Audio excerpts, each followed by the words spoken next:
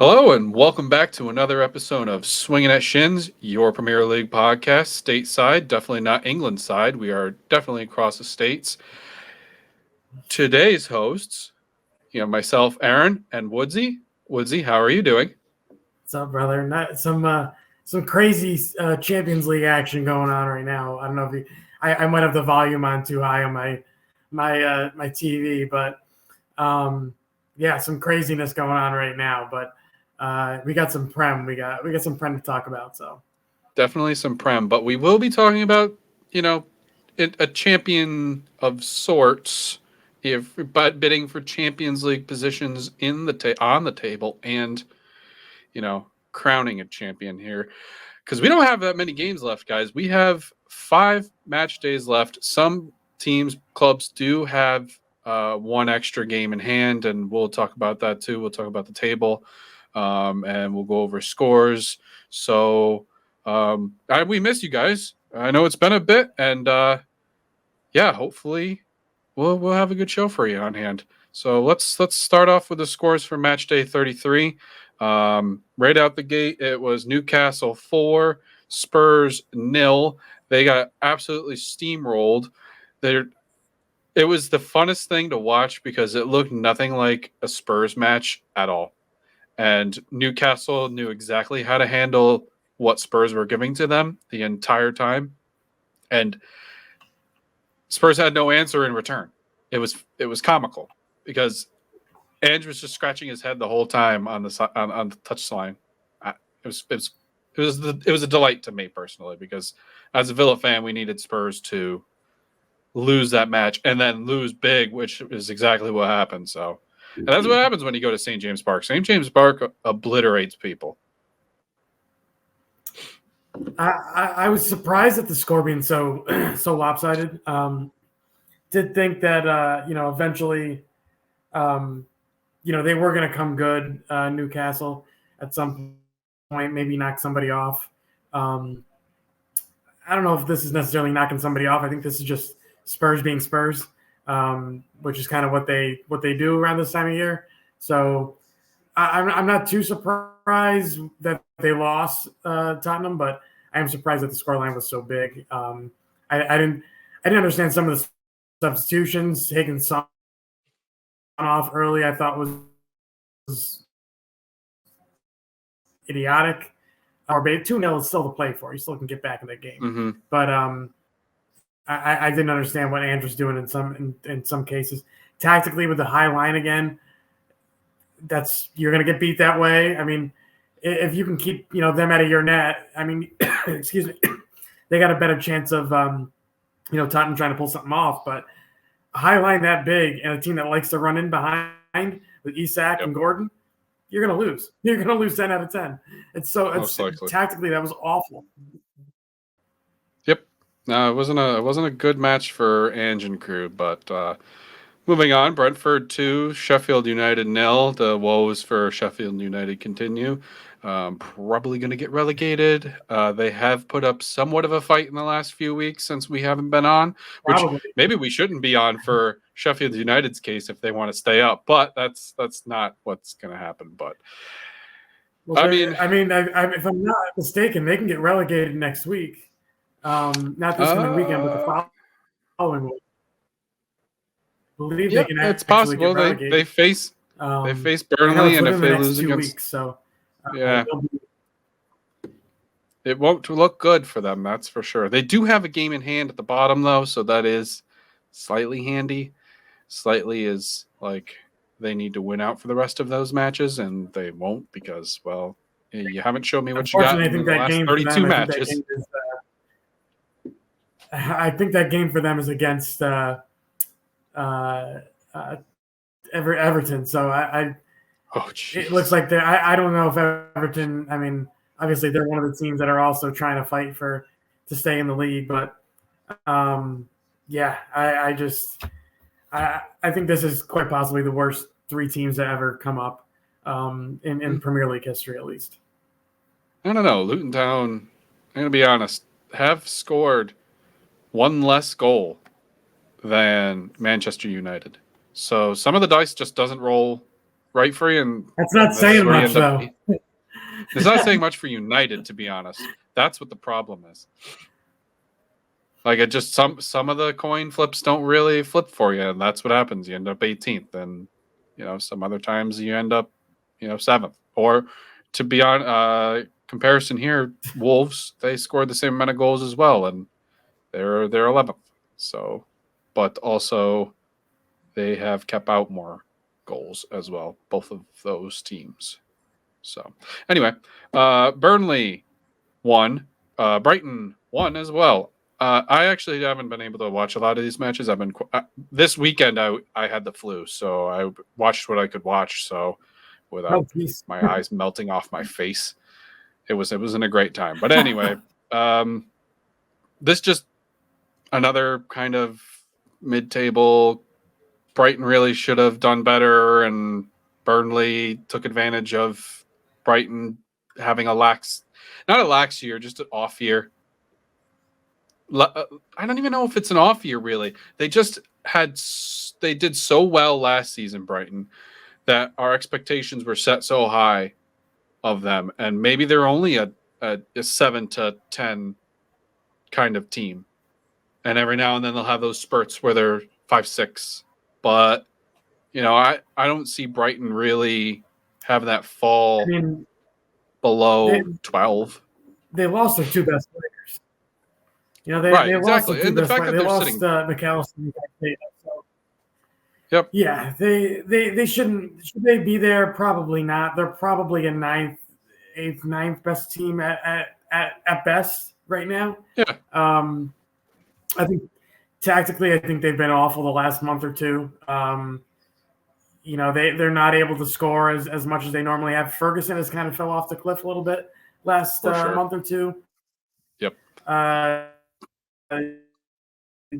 So I think this is kind of, thankfully for me being a team, a supporter of a team that's going to be in need of a head coach this coming summer. I'm glad that some of it's kind of whittling down a little bit, because I don't think De Zerbi's quality enough for the job like Liverpool, or a job like possibly even Bayern Munich or something like that. So I'm kind of glad it's all whittling down and getting down to the nitty gritty. But yeah, I don't think Brighton are even remotely close to the best that they could possibly be. Nope. They've been hit or miss in attack. Defensively, they're kind of all over the place as well. The midfield, I'll tell you what, the midfield's probably been the strongest point for them. I think Pascal Gross has played really well the last few weeks. I think Baliba has been great the last few weeks. Exceeds expectation. Outside of that, there's nothing really. And Cisso's had his marks. Yeah, so they haven't really been that great, but it is that the end of the season, they're already safe, so I think they're out to just make some upsets. Sure, why not?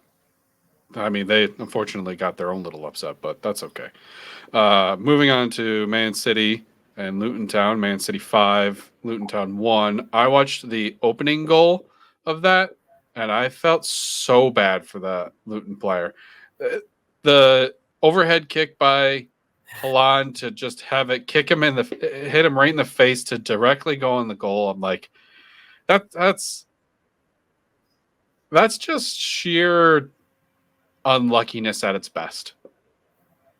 I mean, God, what are you gonna do about that? You just doink, and then you're injured because you got shot in the face. Fodder being relegation fathers. Yeah, well, there's that. Unfortunately, I just think that's the type of defending you get. It's championship defending. That's kind of just stuck up against a world class striker. It's not even championship defending. You got hit in the face and it deflected into the net.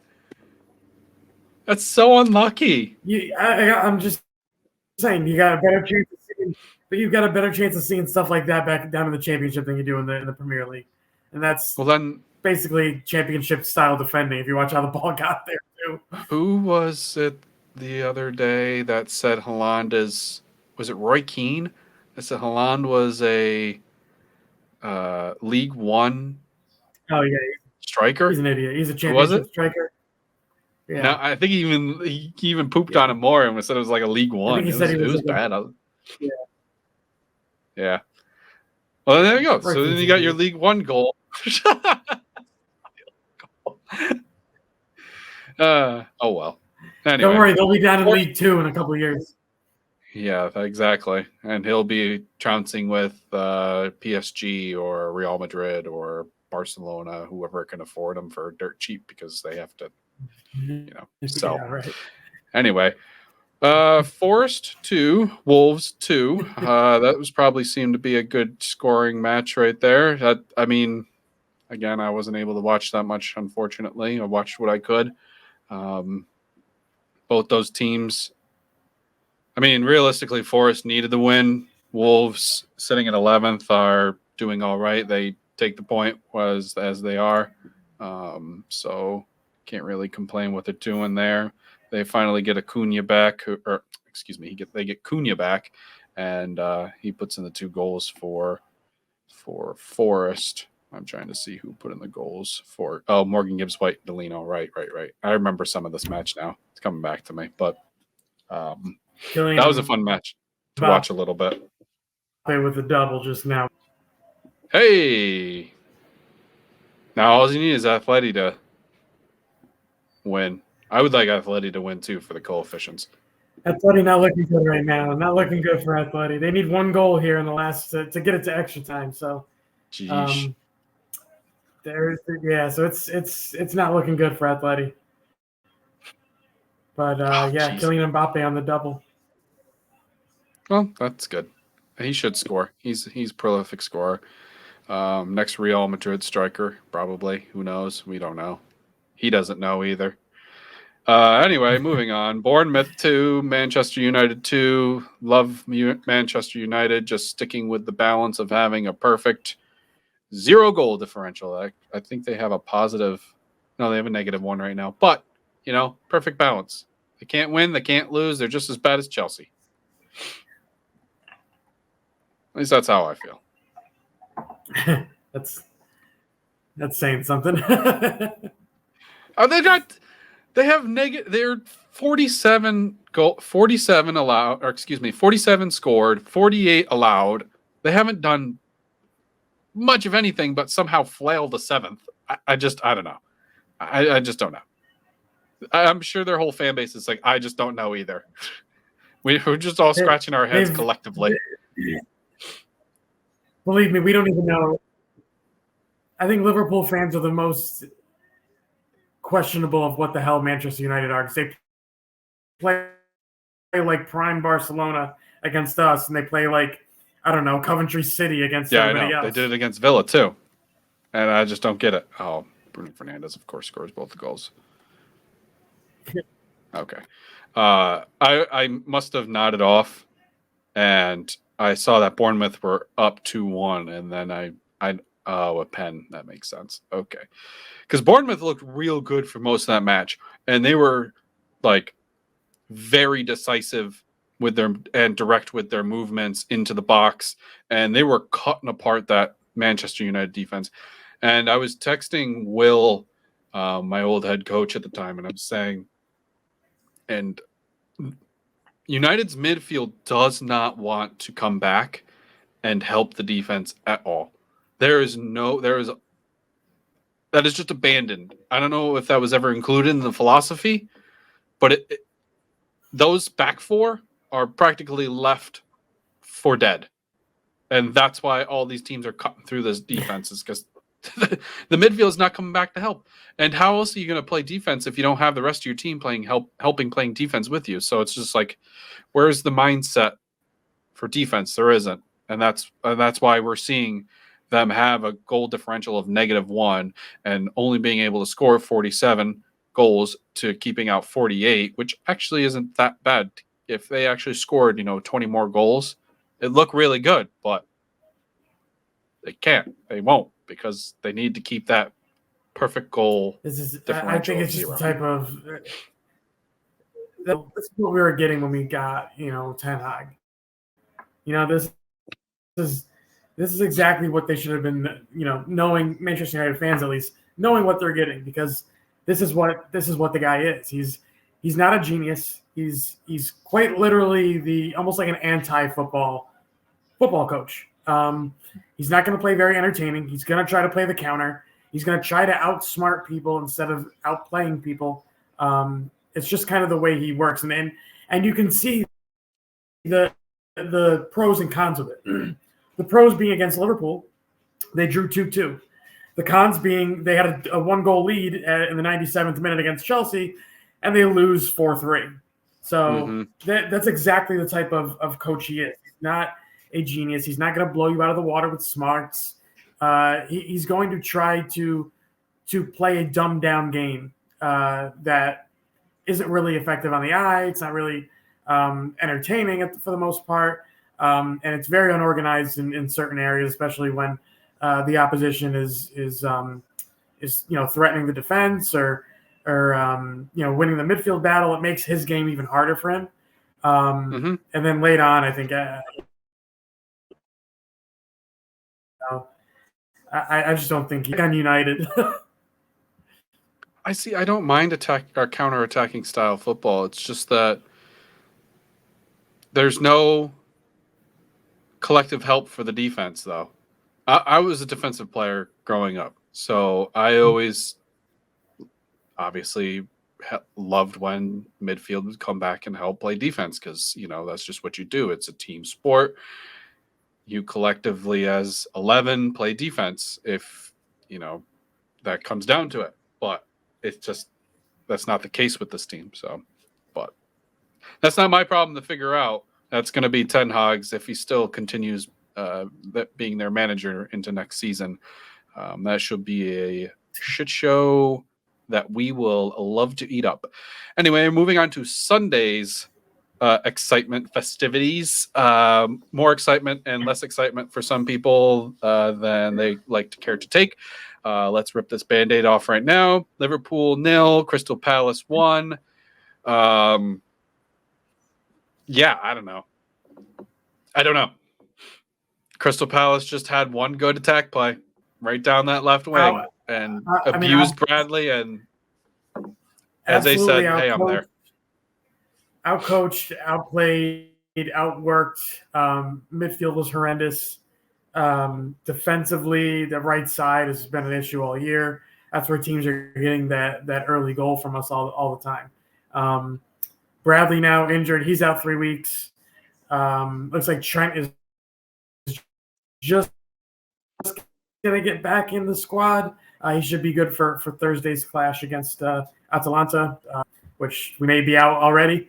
But I do have some hope. Atalanta blew a 2-goal lead in literally 3 minutes yesterday. So I'm holding out a little bit of hope that they can screw up again against Liverpool on Thursday. But yeah, the biggest thing for me is Liverpool.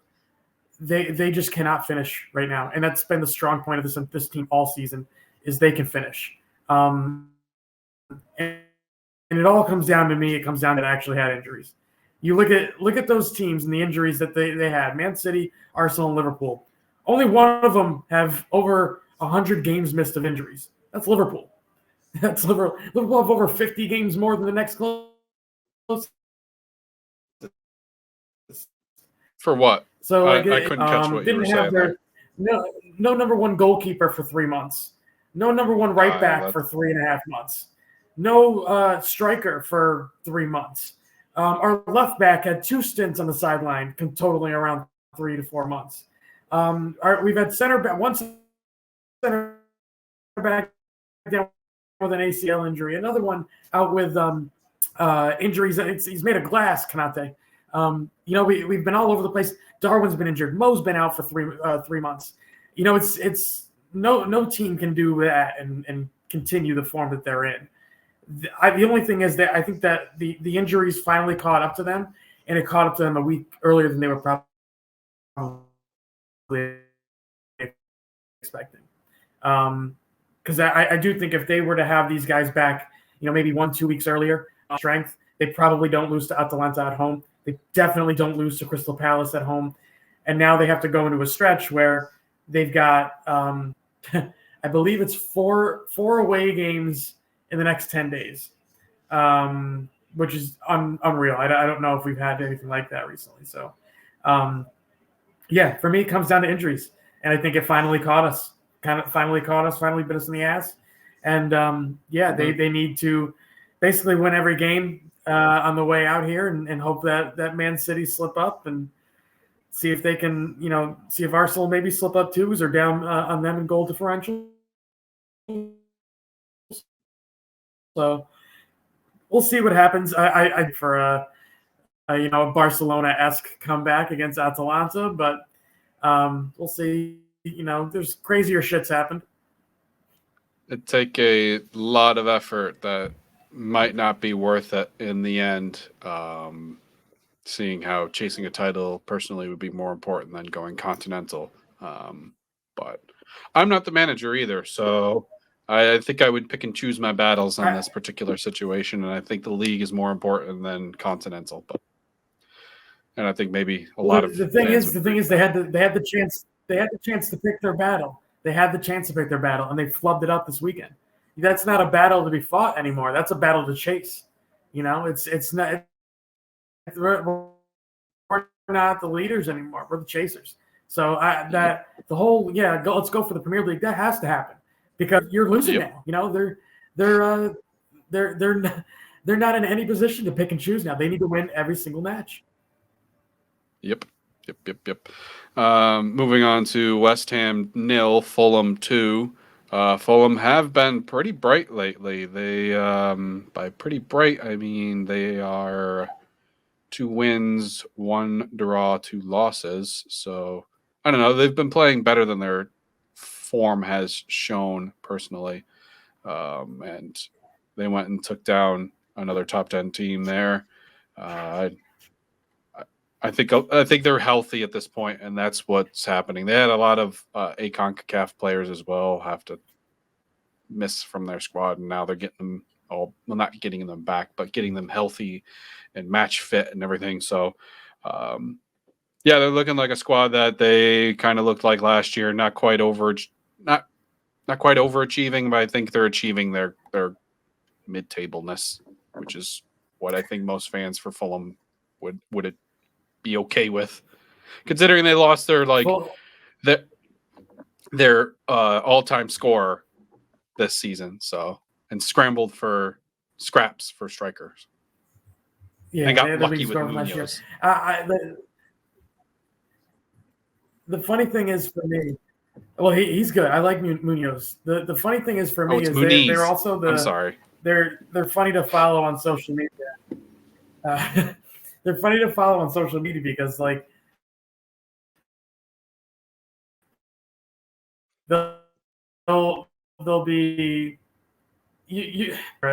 but they go out and they tweet like literally an hour or two after the match Mm-hmm. that they're safe from relegation.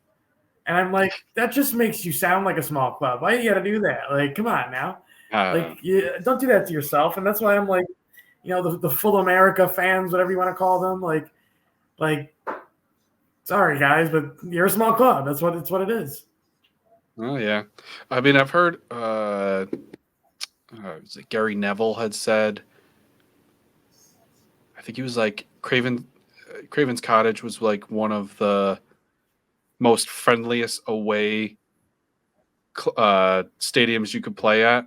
Like it's not an intimidating away game at all, uh, and that says a lot about your fan base because you know they should be backing you 110%, making that stadium as loud as possible. And I understand that Craven Cottage isn't that big of a stadium either, but still, you got to make it worth the how many ever you seat to make it difficult for the away fans and the away club that they're facing.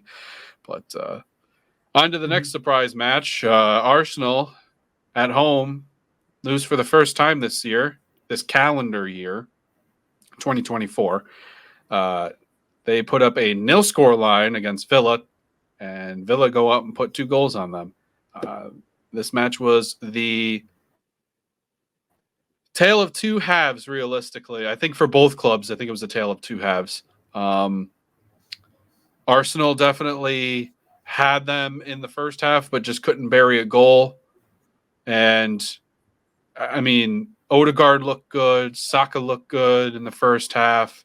Trossard had that opportunity from 4.5 yards away, and Emmy put his big foot out and saved it over the bar, knocked it over the bar, and that's where it stopped for really Arsenal. Honestly, after that, it was flat, and I think Villa's grew in confidence after after the first half, and they got to that locker room 0-0.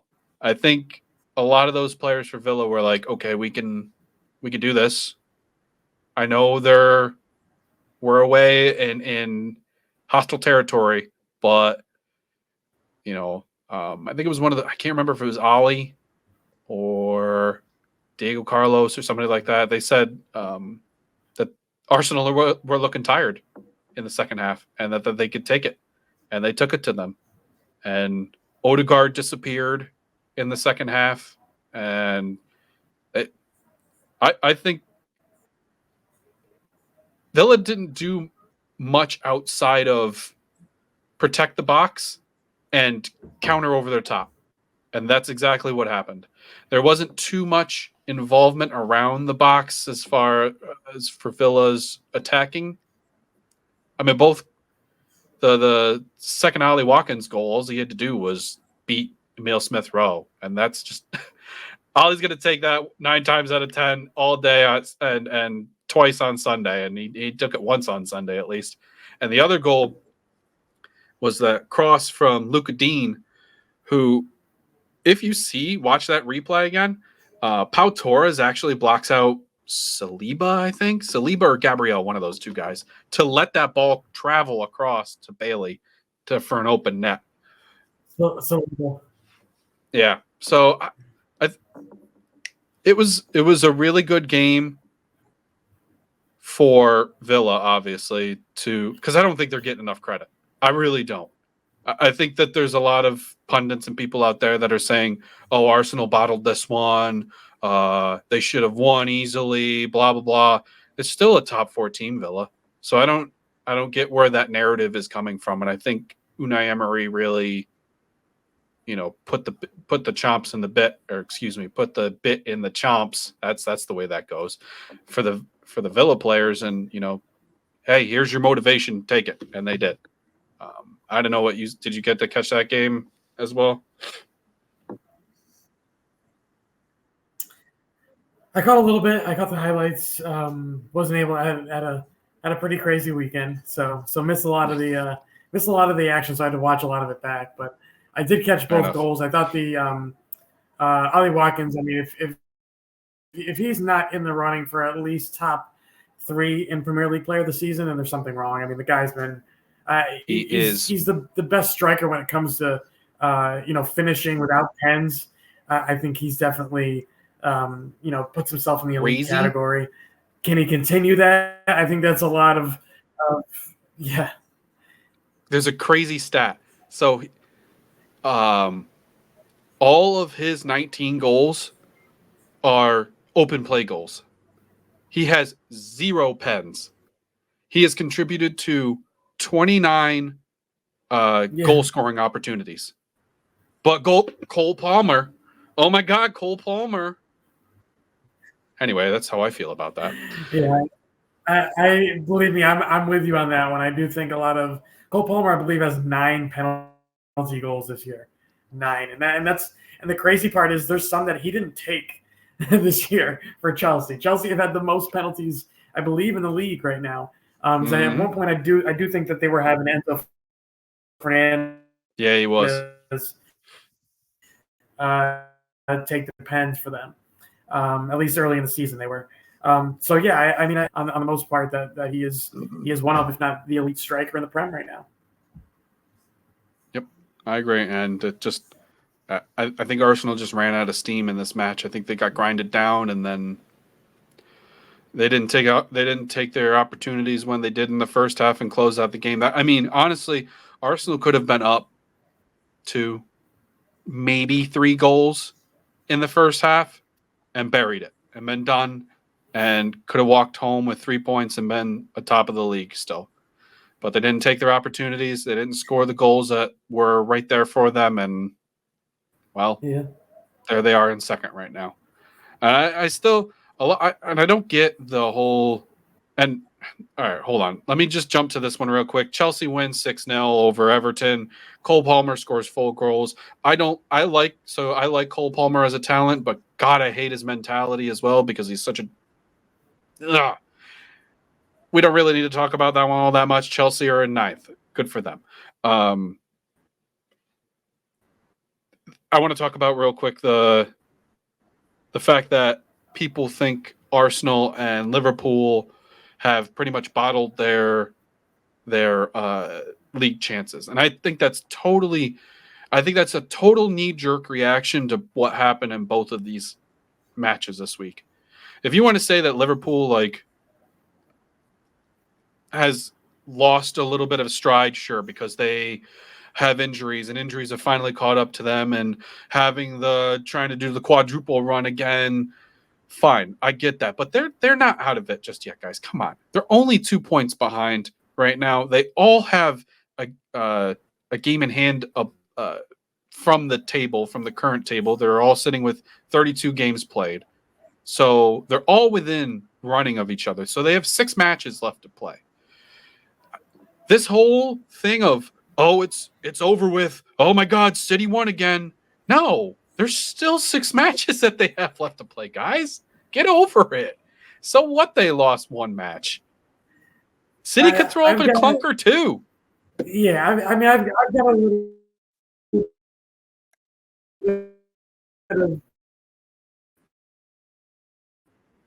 got a little positive, positive feelings in me, at least from having been in this, and it's very close right now. But then again, everything goes back to the previous title races that Liverpool have been in, where we've needed to win 11, 12 in a row and have City drop points, and we end up losing by 1.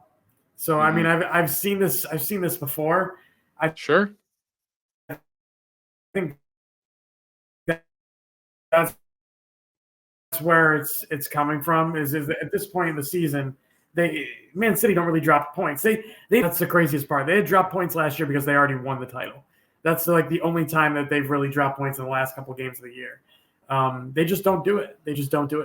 And I hate to bring this up because I don't like being that person, but you look at the Doku challenge on McAllister.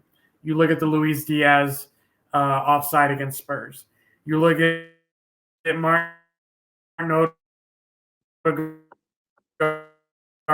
dribbling basketball handball thing. You want the Luke Shaw handball against United back in December. There's 9 points there at least minimum left on the table, all against top 6. The big 6 sides. I'm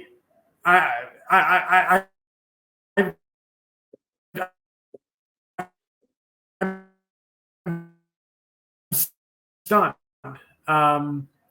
that this league is. I'm like, there's no way this should even be a title race. If you look at head to heads and you take into account the big decisions that were made, I mean, there's at least 3 points taken away from them against City. So you can take 3 points, or you can add 2 to Liverpool, take 1 away from City. Liverpool sitting top. That's just 1 game. I do think a lot of the stuff that the Liverpool fans are feeling is more so disbelief than anything. Disbelief at how the team's playing. Disbelief that this is Klopp's last run, obviously. Disbelief at some of the major decisions and big 6 matchups that have gone the opposition's way.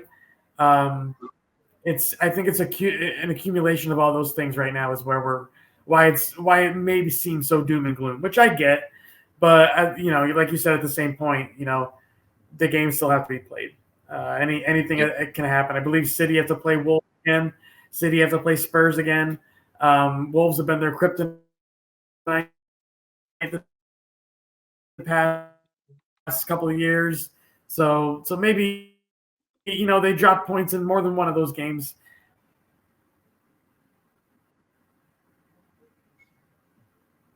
Oh yeah, I mean it's possible that City drop points. I mean, there's there's places where they can drop points, guys. They're not immune this year. They have dropped points left and right. I mean, they've lost 3 matches this year. They've drawn 7. They're definitely not like the powerhouse that they used to be. Haaland looks kind of human this year, personally. Yeah, you know, they're going to be more worried about Champions League, I think, personally. They're going to obviously go for both, but I think Champions League is what their eye is going to be on.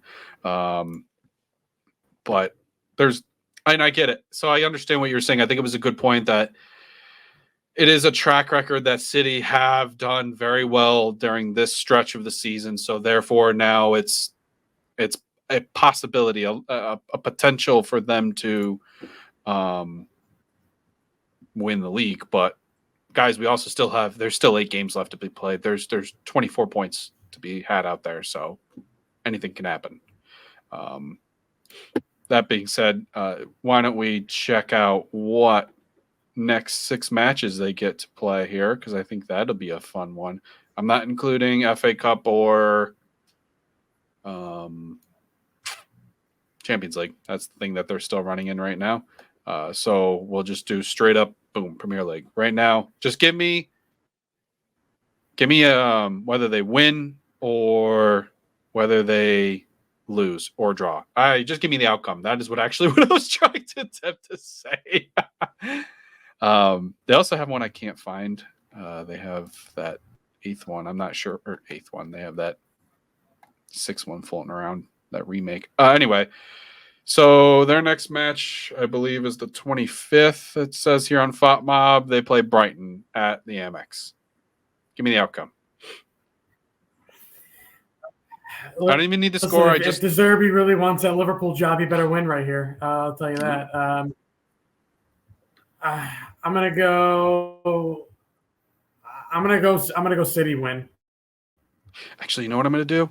Okay, hold on. So we're almost up on our time because we're running a little. Today's gonna be a little bit of a shorter show. But here's what I'll do. I'll give the next 5 matches for all 3, and which one of those for all 3 as in Arsenal, Liverpool, City, and which one of those runs do you prefer? So that's what I'll do. How about that? Okay. So good. City have Brighton, Forest away. Man City have Wolves, Fulham, and Spurs. Let me make sure that that's all that they have. And then West Ham. Arsenal have Wolves away, Chelsea at home, Spurs away, Bournemouth at home, United away, Everton at home, and one more. Just kidding. Those are club friendlies. Those are what they got. Liverpool have Fulham away, Everton away, West Ham away, Spurs at home, Villa away, and Wolves at home. Which of those 3, that's how math works, would you prefer to have the run with? City. Yeah, I agree. Far. I think the City's got the easiest schedule there. Liverpool have to play 2 of the top 5. I think Arsenal's got the worst of it. I do think Arsenal will end up losing at least one more of those. They have to lose at least one more. I can't see them winning out there. Who do they drop? Do you think? And then City. I mean, City. I can see winning.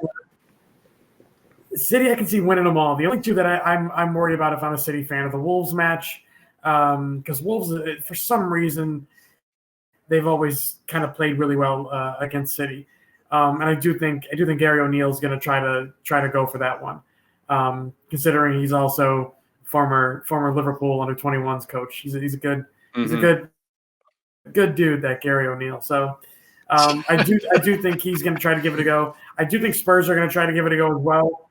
But I don't know what the hell Angie's going to try to do against the City team to try to prevent them from scoring, because I don't think it's going to happen. That game could end up being similar to the previous fixture those two played, I think in January, where it was 3-3 final, or maybe it was December. I don't remember, but that one was was a 6-goal thriller, and I think the next one could honestly be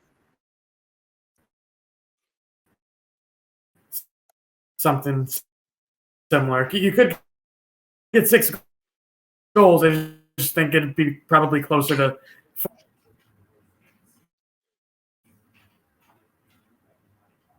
Yeah, I mean, that's possible.